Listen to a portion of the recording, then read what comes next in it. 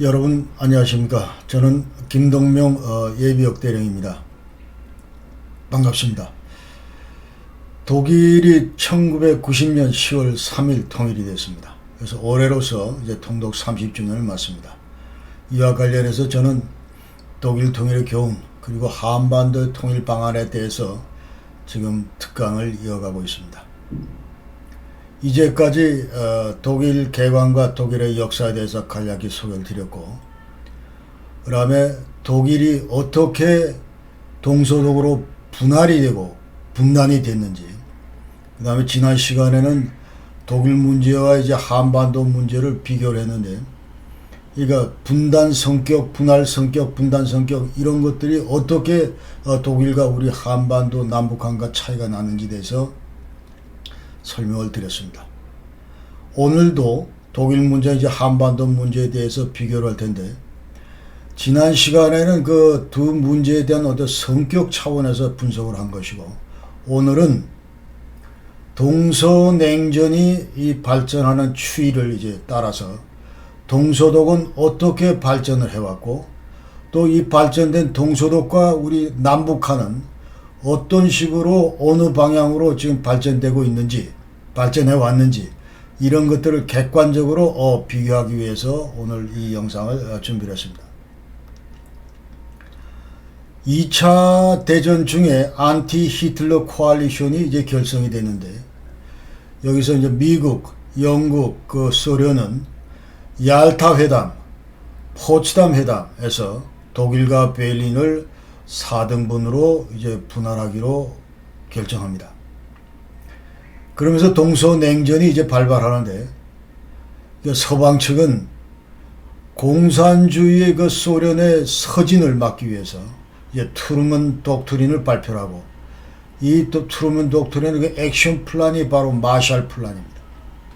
그리고 서방 측은 그 서베를린이 소련에 의해서 약 10개월간 그 봉쇄되는 장면을 이제 목격을 합니다.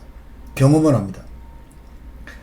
미국과 영국은 이제 점령 지역을 서로 이제 통합하게 되고, 그 다음에 2년 뒤에 1949년도에 이제 프랑스도 여기 조인을 하면서 드디어 서방 3개국의 그 점령 지역은 하나로 통합되게 됩니다.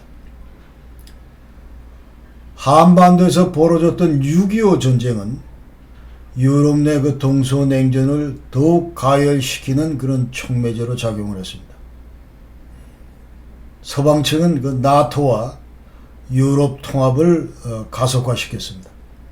이와 같은 그 동서냉전 하에서 이제 전승 4개국에 의해서 분할되었던 독일과 베를린이 드디어 동서냉전 가열로 인해서 동서독 국가로 발전하게 됩니다. 이후 독일 문제는 철저히 그 국제화됐기 때문에, 그러니까 아래와 같은 그런 조약, 예컨대 베를린 선언, 포츠담 협정, 독일 조약, 베를린 지휘 관련 전승 4개국 협정, 그리고 오데르나설을 폴란드와 독일의 국경선으로 한다든지, 아니면 독일제 그 동부 영토 문제 절대로 반환할 수 없다든지, 뭐 이런 문제들로 인해서 독일 문제는 철저히 국제화 문제가 됐다 이렇게 말씀을 드리고, 또 이와 같은 조약 내에서 전승 4개국은 철저하게 독일과 베를린의 분단을 관리하고 감독할 수 있는 그런 권한과 책임을 갖게 됩니다. 따라서 전승 4개국의 그 승인 없이는 동서독은 절대로 통일이 될 수 없는 그런 환경에 처했습니다. 50년대 동서냉전을 맞으면서 이제 서방 측은 나토, 동구 측은 이제 와샤 팩트, 그리고 서방 측은 ECSC, European Coal and Steel Community, 석탄, 철강 공동체를 창설했고, 이것이 이제 앞으로 EC, 그리고 EU로 발전하는 것이죠. 그 다음에 코메콘, 저쪽은. 그리고 이 서방 측은 WU, Western European Union 해서 이것은 이제 서방 국가들을 위한 군사 동맹체인데, 이 창설이 되고, 그 다음에 소련은 이제 핵실험도 하고 스푸트닉이 발사했다. 이런 동서냉전의 발전에 따라서 동서냉전이 이제 발전에 따라서 동서독은 드디어 이제 각기 정부를 구성하게 됩니다. 아데나워 정부는 이제 그 자유민주국가를 이제 건설을 했고, 울브리히트 정부는 소련을 모델로 이제 공산국가를 건설했습니다. 아데나워 정부는 지난 시간에 말씀드린 대로 친서방 정책, 웨스트빈동 폴리틱에서 안보 문제는 철저히 미국을 중심으로 한 나토에 의존을 하고, 그리고 서방 국가들과의 협력을 통해서 오로지 그 경제에 힘을 쏟는, 경제 건설에 힘을 쏟는 그런 정책을 폈습니다. 그래서 힘의 우위 정책, 폴리틱 대 슈테르케 해서 이것만이 이제 동독을 제압할 수 있다. 그런 말씀이고.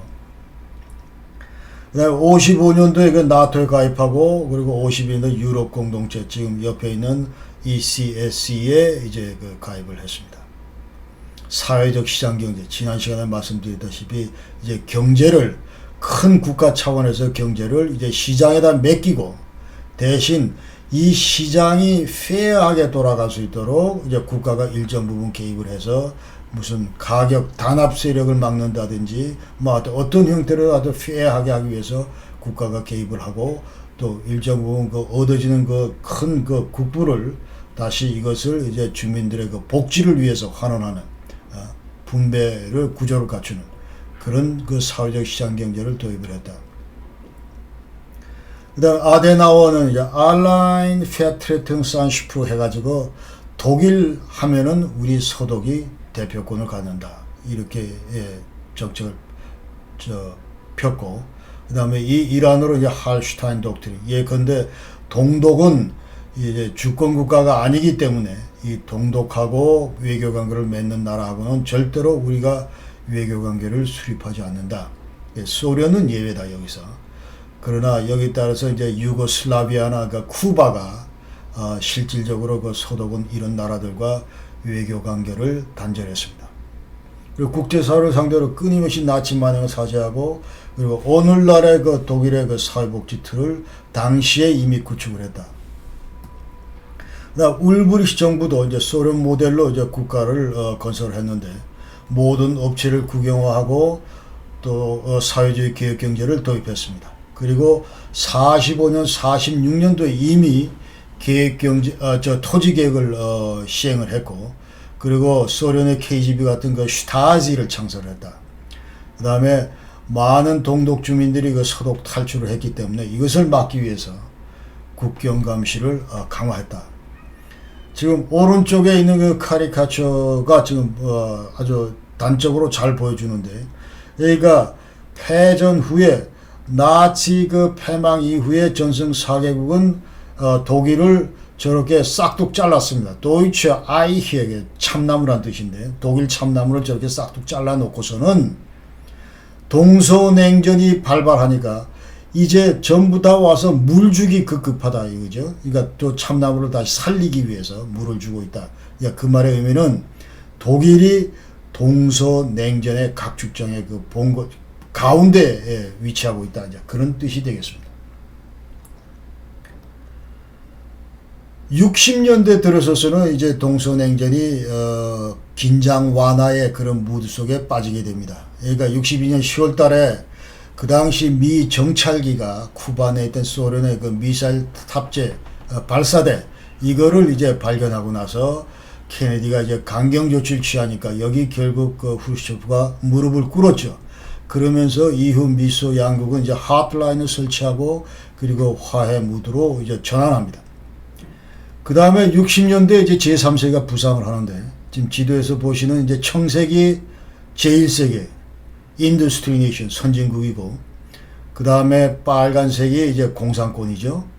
그 다음에 제3세계 녹색, 그러니까 비동맹을 그 강조를 하는 그 제3세계가 이제 출현함으로써 이른바 바이폴라 시스템이 멀티폴라 시스템으로 바뀌었다, 이제 그렇게 국제 정치에서 얘기를 하죠. 그러면서 미소의 그 영향력이 국제 무대에서 상대적으로 과거에 비해서 확연히 줄어들었다. 그러면서 또 독일 문제도 덩달아 이제 국제 그 외교 무대에서 관심도가 이제 떨어졌다, 이렇게 말씀드릴 수 있습니다. 이와 편승해서 이제 독일에서도 이제 화해 분위기가 싹 떴는데 동서간에. 그래서 동서 베를린 통과 사증을 이제 체결했습니다. 이는 파시어 샤인 압코멘. 그러니까 이게 뭐냐면 63년도 12월 달에 했는데 이게 뭐냐면 61년도 그 8월 13일 날 이제 서베를린 그 봉쇄하는 베를린 장벽이 구축이 됐습니다.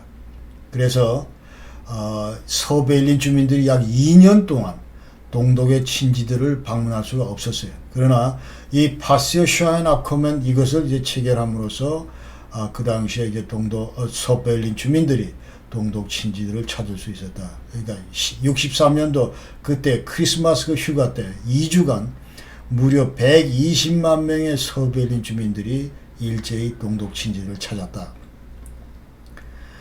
그 다음에 60년대 중반부터는 이제 독일 내에서는 서독 내에서는 대연정이 구축이 됩니다. 그러니까 그로서 코알리치온에서 여태까지 50년대 이제 경제를 주도했던 호황을 주도했던 CDU-CSU가 절대 다수 의석수를 이제 획득을 못하고 결국은 이제 과반 획득을 못하고 결국 이제 SPD를 파트너로 받아들이면서 연정 체제를 구축했다. 여기에서 이제 윌리 브란트가 외무장관으로 이제 부임을 하고 그 다음에 69년부터 다시 대연정이 다시 이제 코알리치온인데 그때는 SPD하고 FDP 자민당하고 하는데 그때 이제 윌리 브란트가 수상을 하게 되는 것이죠. 70년대 들어서서는 이제 동서냉전을 얘기할 때 우리가 CSE를 빼놓고서는 얘기할 수가 없습니다. CSE는 Conference for Security and Cooperation in Europe에서 유럽 안보협력위원회, 지금은 이제 OSCE로 바뀌었습니다. 그래서 이 CSE가 이제 출범을 하고 이제 73년도에 그 헬싱키에서 출범을 했는데 그 75년도 8월 달에 이제 헬싱키에서 다시 모여서 이제 파이널 액트를 결정하게 됩니다. 이 CSE에는 동구 진영 모두 다, 서구 진영 모두 다 참가를 해서 이게 35개국이 그 회원국인데, 그래서 이것이 이제 결정적으로 동서냉전에 허물게 되는 그런 근본적인 역할을 한 기구다 이렇게 말씀드릴 수 있어요. 이 CSE는 이제 세 가지, 헬싱키 파이널 액트에 세 가지 큰 주제가 있었는데, 하나는 첫 번째 바스켓은 이제 유럽 안보 관련된 거고, 그러니까 여기에 포함되는 거는 이제 지금까지 국경, 동서 진영 간의 국경, 이거를 확실히 준수하자. 그 다음에 무력 사용하지 말자. 그리고 각 나라 인권 문제, 이런 것들을 강조를 했고, 세컨 바스켓, 두 번째 바스켓에서는 이제 경제협력, 기술협력 이런 것들을 하자는 것이고, 세 번째 바스켓은 이제 자유왕래를 보장하자는 겁니다. 그러니까 예컨대 동구 진영 주민이 서구 진영으로 이주를 원할 경우에 이것을 전부 허용하자는 얘기예요. 그래서 이런 것들이 이제 들어있는데, 동구 진영 입장에서 볼 때는 사실은 무슨 국경을 인정을 받고, 그 다음에 경제협력, 과학기술협력 이런 걸 통해서 상실은 큰 이익을 플러스 요인이 될 수 있었지만은, 그러나 결정적으로 이제 각 개인의 인권 문제나 그 다음에 자유왕래 이런 문제에 대해서 이제 양보를 했어요. 서방에 대해서. 그 얘기는 이제 대부분의 공산국가에서 전부 체제 저항하는 반체제 인사들이 있는데 이 양반들의 인권도 철저히 보장을 해야 된다. 그 다음에 이 동구 주민들이 서구로 이전을 원할 경우에 전부 인정을 해야 된다. 자유왕래 원칙에 따라서. 이것은 완전히, 그러니까 어떻게 보면 독이 든 사과를 물은 거나 다름이 없다. 이런 측면에서 CSE 헬싱키 파이널 액트는 동구를 와해시키는 그런 시발점이다. 이렇게 우리가 얘기를 할 수 있습니다. 자, 이와 같은 국제적인 대땅뜨 무드의 영향을 받아서 이제 동서독 간에도 현저하게 관계 개선이 됩니다. 윌리 브란트가 오스폴리틱을 이제 추진을 하면서 폴리티 데클라이는 슈이트, 그리고 완델 두히 안네아롱 해서 작은 걸음, 그 다음에 접근을 통한 변화, 이런 걸 통해서 한 발 한 발 다가가면서 이제 동독을 변화시키자는 것, 체제를 변화시키자는 것이죠. 그러면서 이제 동서독 기본 조약이 이때 체결이 되고 동서독 간에는 교류 협력이 제도화되면서 더 강화됩니다.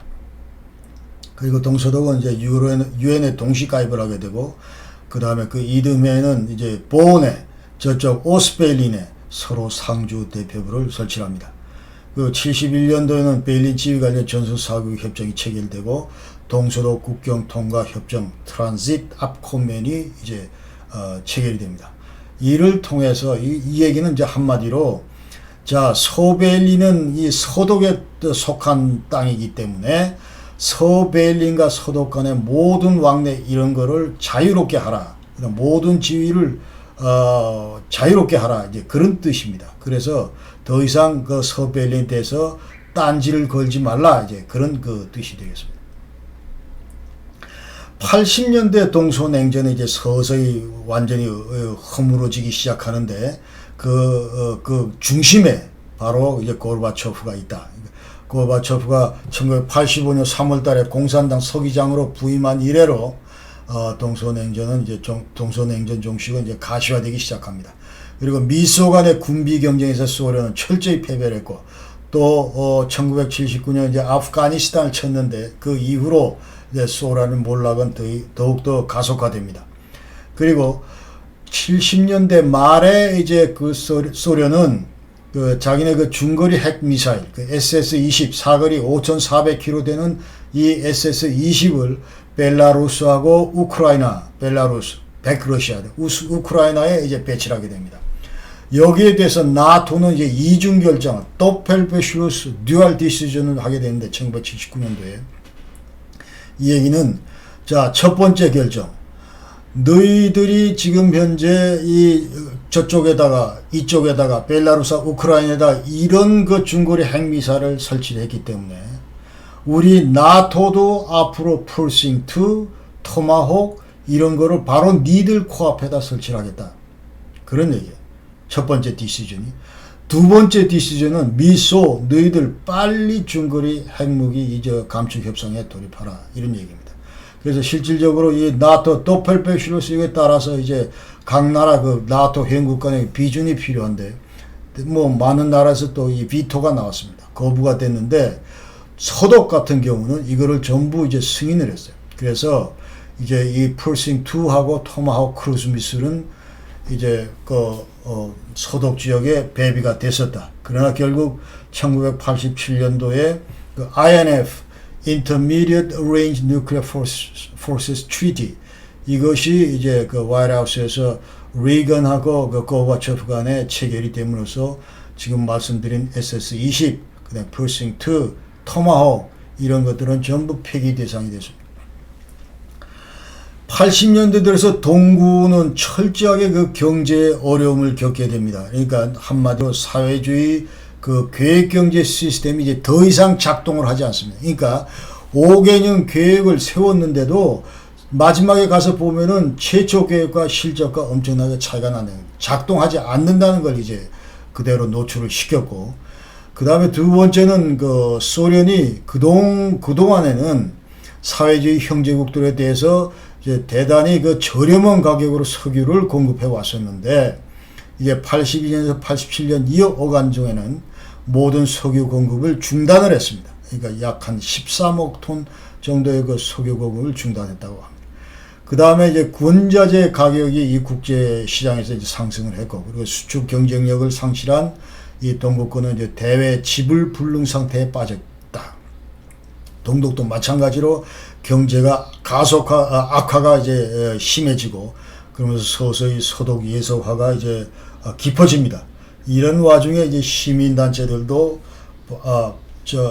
체제에 저항하는 반체제 그 시민단체들도 이제 나타나기 시작했다. 89년 90년도에는 동서냉전이 드디어 이제 종식되게 됩니다. 그래서 동구권이 전부 돌아서고, 그 다음에 폴란드, 헝가리가 전부 국경 개방을 하고, 그리고 휴가 나왔던 동독 주민들이 전부 서방으로 튀고, 이러면서 이제 동구가 몰락하고 동독도 몰락하면서 독일 통일을 이뤘다. 이제 이런 얘기입니다. 앞으로 이 문제는 이제 다음 시간부터 집중적으로 들어가겠습니다. 그래서 지금까지는 이제 동서냉전 변화 추이에 따라서 동서독이 어떤 그 변화 모습을 보였는가 하는 것을 여러분에게 설명을 드렸고, 이제 지금부터는 자, 이 동서독이 이제 앞으로 분단서부터 지금 현재 2020년까지 어떤 모습으로 변화하면서 통일이 됐고 지금까지 통합을 이루고 있는가 하는 것을 여러분께 말씀을 드리고, 상대적으로 우리 남북한은 분할서부터 지금 2020년까지 어떤 모습을 보이고 있는지, 얼마나 극명하게 대비되고 있는지, 이런 것들을 여러분에게 보여드리겠습니다. 자, 분할에서 분단 당시에 이제 이미 설명드린 대로 얄타 회담을 통해서 독일과 베를린은 전승 사격에 의해서 분할됐다는 말씀을 드렸고, 동서냉전이 가열됨으로써 동서독은 이제 국가로 발전이 했고, 그 다음에 이 동서독 국가는 양 진영에 편입이 돼서 계속 관리되어 왔다, 이런 말씀을 드리고, 그 다음에 우리 남북한은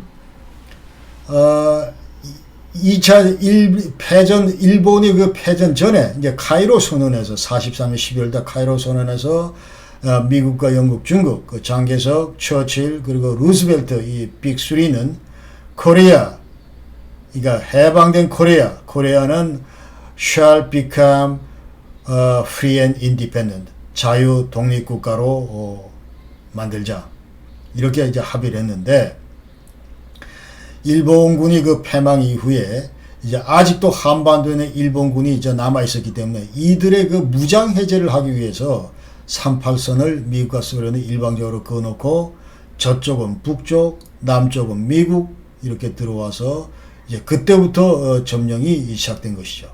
그러면서 우리 남북한은 이제 미소 제국주의 희생물로 전락했다, 이런 말씀 드리고, 그러나 1947년도 유엔에서는 한반도, 남북한 니들 자유총선해서 독립정부를 구성하라, 이런 결의안을 채택했음에도 불구하고 우리 남북한 그 정치 지도자들은 심각한 그 이념 대립을 보이면서 단독 정부를 구성함으로써 남한과 북한이 이제 출범을 했다, 이렇게 말씀을 드리겠습니다.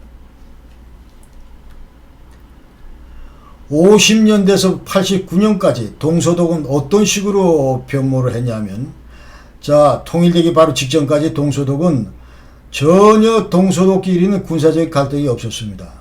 이런 상태에서 모든 분야에서 교류 협력을 제도화하고 강화시켰습니다. 자, 하나하나 보시면, 인적 교류, 이산가족 그 상호방문, 이건 1953년부터 가능했고, 그 다음에 경제교류는 1951년부터 가능했습니다. 교통통행, 우편통신, 분할, 직구부터 1945년부터 가능했어요.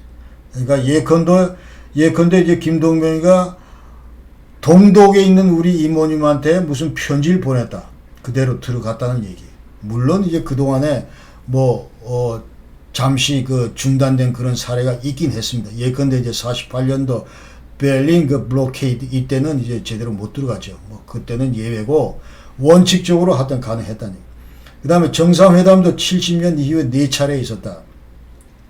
그러니까 70년도에 당시 이제 그 윌리 브란트하고 이제 윌리 슈토프하고 동독 그 에어포트에서 만났고, 2달 뒤에는 이제 카셀, 서독 지역 그 카셀에서 다방차 또 만났고, 그 다음에 81년도에도 헬무 슈미트가 이제 저쪽 가서 호네카를 만났고, 또 호네카가 87년도는 이쪽으로 건너와서 헬무 콜을 만났습니다. 그 이후도 이제 89년 이후 정치적 대변혁 이후에는 수차례 또 만났고, 그 다음에 정당 교류도 분할 직후부터 활성화됐습니다. 참 믿기지 않는 그런 현실인데, 우리 그 한국인 입장에서 볼 때는.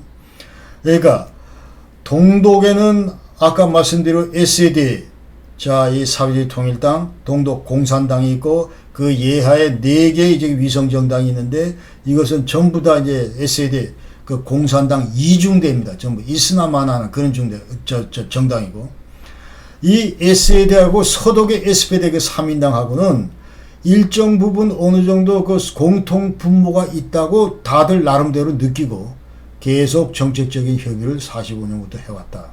그러니까 사회주의 전통이라든지 아니면은 무슨 뭐 노동 문제라든지 이런 걸 해서. 그러니까 분단 당시에는 어떤 형태로 정당 간의 그 끈아풀이 서로 그 연결고리가 있었다 하는 것이죠. 동서독 간에는. 그러면서 이 SPD는 사실은 이 동독 동독 주민이나 이 동독 자체를 체제의 적으로 보지 않았어요. 체제의 적으로 보지 않고 어떤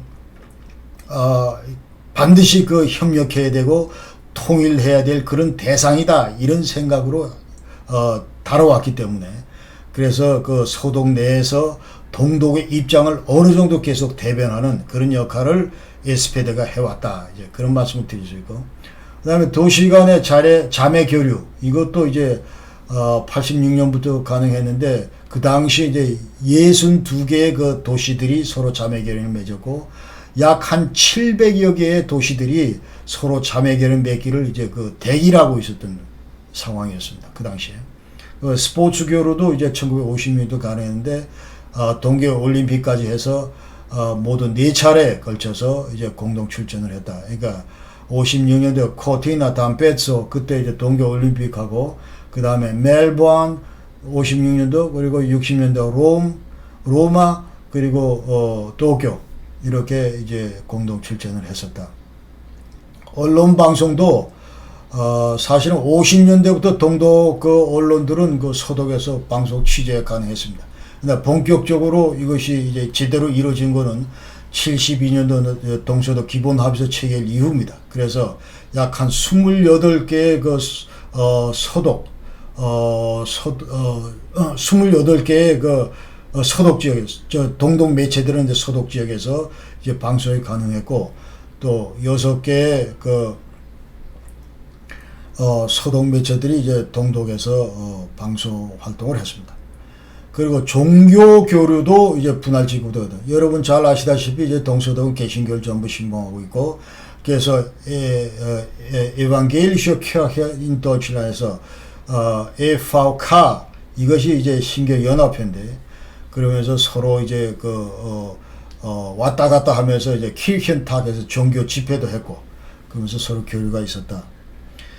지금 우리가 그 앙겔라 메르켈 현 수상을 동독 출신이라고 다들 이제 전부 알고 계실 텐데, 사실은 이 앙겔라 메르켈은 서독 출신입니다. 그러니까 1954년 서독 그 함부르크에서 태어났는데, 근데 이분 부친이 바로 목사님이에요. 그러니까 당시 동독 그 개신교 협회에서 야, 우리 목사님들이 부족하니까 니들 좀 지원해줘, 이런 SOS를 보내고 여기에 대해서 이제 호응한 분이 바로 그 앙겔라 메르켈 부친이에요. 그러니까 18개월 된 그 어린 딸을 또 데리고 동독 지역으로 그냥 넘어가 버린 거예요. 그럼 졸지에 앙겔라 메르켈은 동독에서 이제 성장을 하게 된 것이죠. 그래서 이와 같은 그 종교 교류가 분할지구부터 동서독 간에 있었다. 이런 걸 우리가 아시면 돼요. 자, 89년에 동서독은 이제 이렇게 순기능적으로 바람직한 방향으로 끊임없이 분단을 통해서 생기는 그런 이질감을 해소하기 위해서, 또 동질성을 찾기 위해서 이런 교류협력을 통해서 큰 성과를 서서히 이뤄왔던 반면에, 우리 남북한은 어떤지 보십시오. 6.25 전쟁 3년 동안 약 한 560만 명이 희생됐습니다. 그것도 부족해서 지금까지, 그러니까 지금 89년까지 시대 볼 때 89년까지 그 체제 대결을 이어오고, 그리고 남북적 대관계는 계속 시간이 갈수록 심화되어 왔습니다. 개선되기는커녕. 그래서 북한은 지금까지 적화 통일 노선 한 번도 포기한 적이 없고 대남 도발을 지속해 왔습니다. 그러니까 여러분 이제 뭐 무료 정전협정이나 이런 도발 토탈을 하면 뭐 3천여 회가 된다고 하는데, 지금 현재 굵직굵직한 것만 이렇게 보면은, 자, 청와대 무장공 이 김신조 일당의 그 어떤 침투 사건, 울진 삼척 무장공비 침투 사건, 땅굴을 파가지고 4개나 이미 발견됐죠. 그 다음에 박 대통령 그 적외선 문세광이 8.18 판문점 도끼만행 76년도에, 아웅산 묘소 테러 사건, 칼기 폭파 사건, 이처럼 그 남북한 관계는 아주 악성으로 발전돼 왔다. 이런 걸 우리가 아실 수가 있고. 자, 1990년 드디어 독일은 통일이 됐습니다. 아까 동서독이라고 그러는데 지금 이제 통일이 돼. 독일이 됐어요. 통일 하나로. 그러면서 통일 이후부터 지금까지 2020년까지 30년 동안 통일된 독일은 어떻게 발전해 왔는가 하는 것을 우리가 지금 살펴보고 있습니다. 그래서 무혈 평화, 동서독 통일은 피 한 방울 흘리지 않는 그런 평화 통일이었다.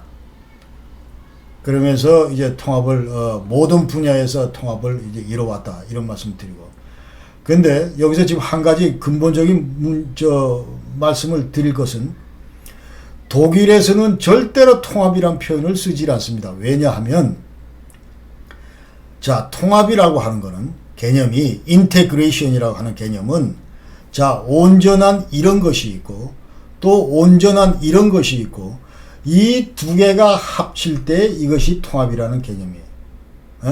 그러니까 오른쪽 주먹 왼쪽 주먹 두 개의 주먹이 뭉쳐서 이와 같은 하트 모양의 더 큰 주먹을 만들었다. 이게 통합이라는 거예요. 근데 독일 통일 문제는 최초 독일은 이런 거고, 그런데 45년부터 분할돼서 자 이런 식으로 이제 동독이 뛰쳐나가서 독일이 이런 모습을 띠고 있었는데 자 41년 뒤에 1990년도에 다시 동독이 편입이 돼서 이런 원래 모습으로 되돌아왔다는 거예요. 이게 통일이란 겁니다.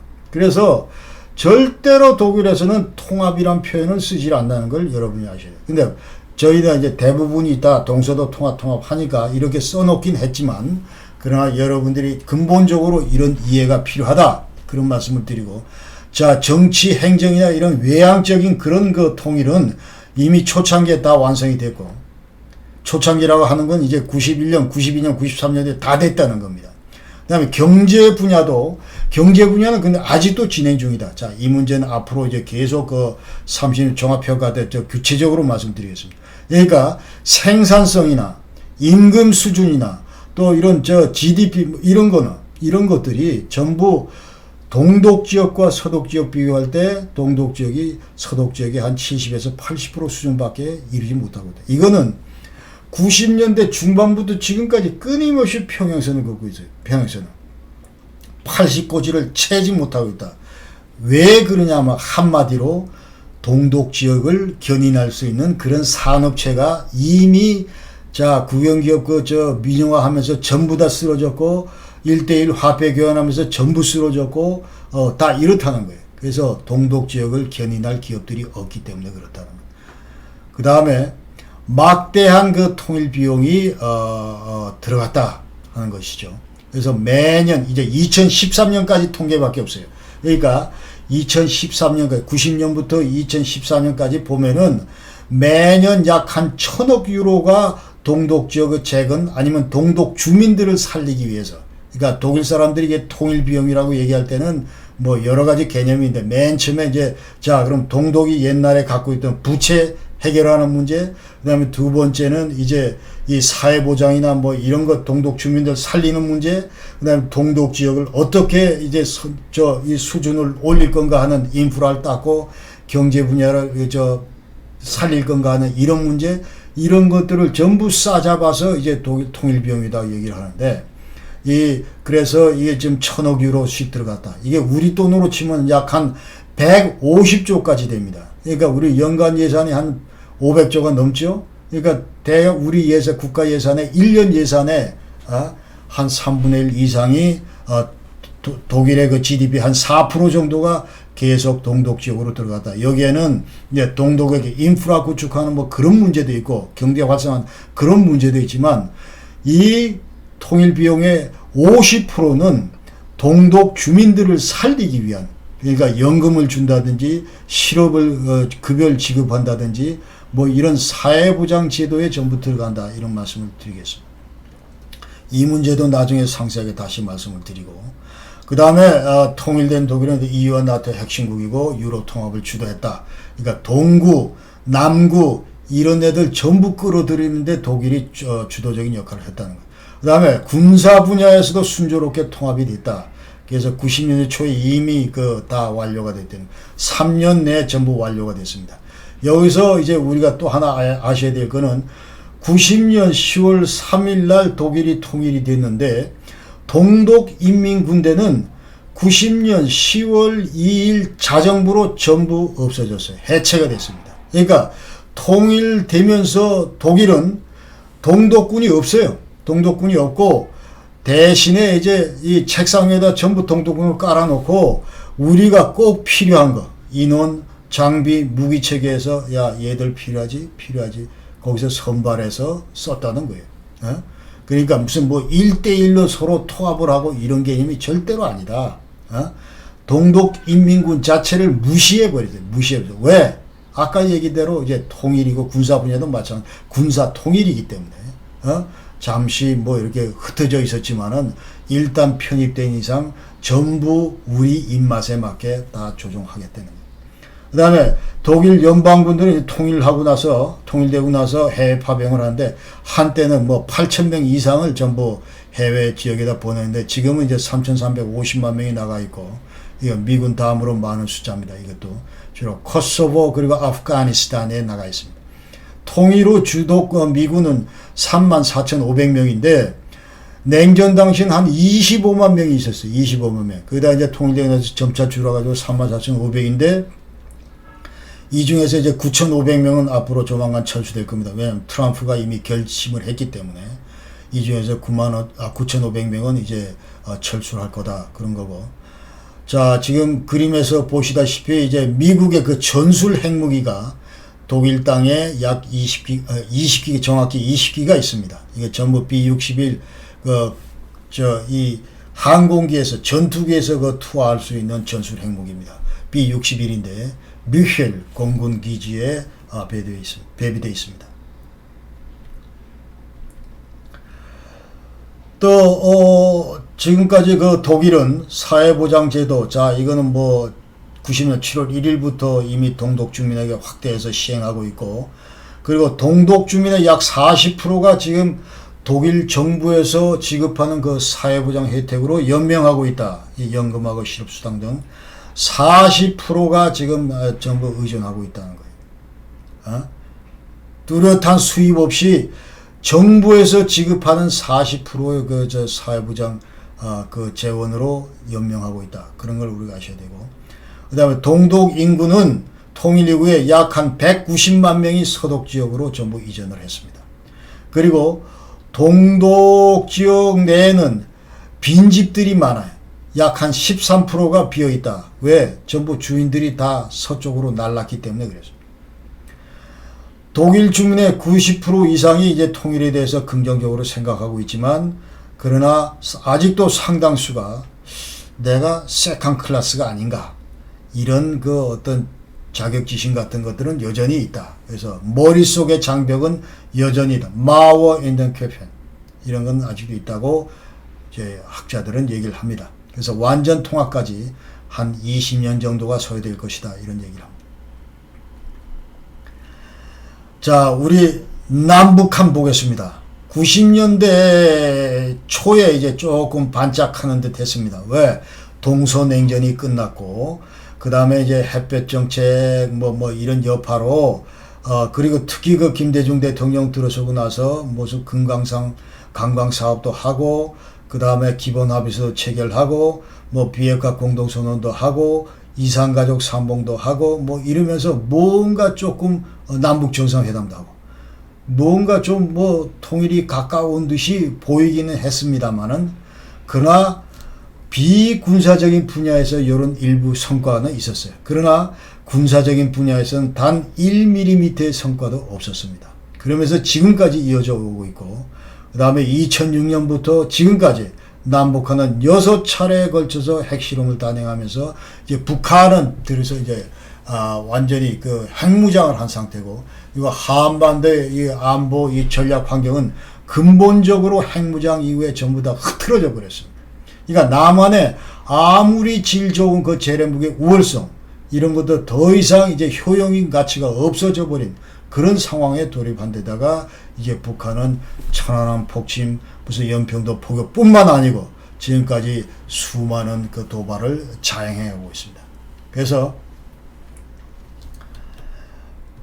자, 다시 한번 이제 이것을 우리가 비교를 해 보면은, 다시 한번 이제 총괄적으로 비교를 해 보면 이렇습니다. 그러니까 동서독이 지금 통일 이후에 전 분야에 거쳐서 이렇게 그 통합을 해오고 있는 반면에 30년 동안 해오고 있는 반면에 우리 남북한은 계속 대결 구도를 이어오고 계속 지금 현재 북한의 도발은 이어지고 있다.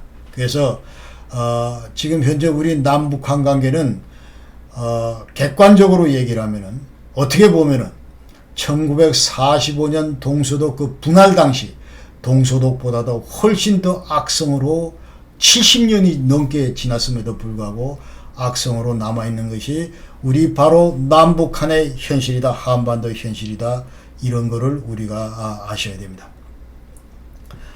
자, 오늘 영상은 여기까지 하고, 이제 다음 시간부터 1989년도 동독이 어떻게 무너져서 동서독의 그 통일로 이어져 가는가 하는 통독 과정을 여러분께 설명을 드리겠습니다. 끝까지 경청해 주신 여러분께 정말 감사드리고, 여러분 항상 건강하십시오. 여러분 대단히 고맙습니다. 감사합니다.